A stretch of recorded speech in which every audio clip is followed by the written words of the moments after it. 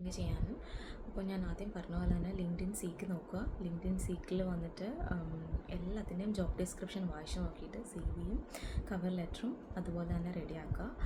Next വേണ്ടത് നിങ്ങൾക്കൊരു Australian C drivers licence ആണ്. അതായത് ഫുൾ സി ക്ലാസ് എന്ന് പറഞ്ഞാൽ അൺറെസ്ട്രിക്റ്റഡ് ഡ്രൈവേഴ്സ് ലൈസൻസ് ആയിരിക്കും. അത് വേണം. അത് നമുക്ക് ഇവിടെ വന്നിട്ട് നമുക്ക് അവിടെ ഡയറക്റ്റ്ലി കൺവേർട്ട് ചെയ്യാൻ പറ്റില്ല. നമ്മളിവിടെ വന്നിട്ട് ടെസ്റ്റ് എടുക്കണം. നെക്സ്റ്റ് തിങ് വേണ്ടത് കൺസ്ട്രക്ഷൻ വൈറ്റ് കാർഡാണ്. ഓൾമോസ്റ്റ് 99 അല്ല 100% ജോലിയിലും ചോദിക്കുന്ന ഒരു കാര്യമാണ് കൺസ്ട്രക്ഷൻ വൈറ്റ് കാർഡ്. നമ്മളിവിടെ വന്നിട്ട് ഞാൻ നമ്മുടെ തന്നെ മീൻസ് എനിക്ക് കൗൺസിലിൽ നിന്ന് കിട്ടിയതായിരുന്നില്ല ട്രെയിനിങ്. ഞാൻ ഔട്ട്സൈഡ് ഇവിടെ വന്ന് കുറച്ച് ദിവസം കഴിഞ്ഞപ്പോൾ തന്നെ ഞാൻ ആ ട്രെയിനിങ് എടുത്തിട്ടുണ്ടായിരുന്നു. ബിക്കോസ് അത് ഇമ്പോർട്ടൻ്റ് ആണ് എന്ന് എല്ലാവരും ഫ്രണ്ട്സൊക്കെ പറഞ്ഞിട്ടുണ്ടായിരുന്നു. അപ്പോൾ അങ്ങനെ വൈറ്റ് കാർഡ് എടുക്കുക. നിങ്ങൾ ഏത് സ്റ്റേറ്റിലാണോ വരുന്നത് അവിടെ എല്ലാത്തിലും അവൈലബിൾ ആയിരിക്കും. ഒരു 1 day ട്രെയിനിങ് ആയിരിക്കും. നിങ്ങൾ ഇൻ പേഴ്സൺ പോകണം അത്.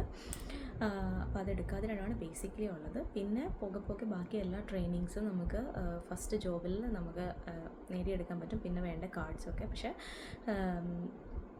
പിന്നെ ട്രാഫിക്കായിട്ട് കയറേണ്ടവർക്കൊക്കെ TMB TGSൻ്റെ ഒരു കാർഡ് ഉണ്ടാവും. നമ്മൾ വരുമ്പോൾ അത്രയും നമ്മുടെ കയ്യിൽ പൈസ ഉണ്ടാവില്ല. സോ അത് എടുക്കുക എന്നുള്ളത് കുറച്ച് പാടായിരിക്കും. സോ ആ കാർഡുകളൊക്കെ എനിക്ക് കൗൺസിലിൽ നിന്ന് തന്നെയാണ് ആ ട്രെയിനിങ്ങിന് പോയത്. സോ 3 days ട്രെയിനിങ് ആയിരുന്നു. എനിക്ക് തോന്നുന്നു $2,500 എന്തോണ്ട്. സോ അത് കൗൺസിലായിരിക്കും പേ ചെയ്യുന്നത്.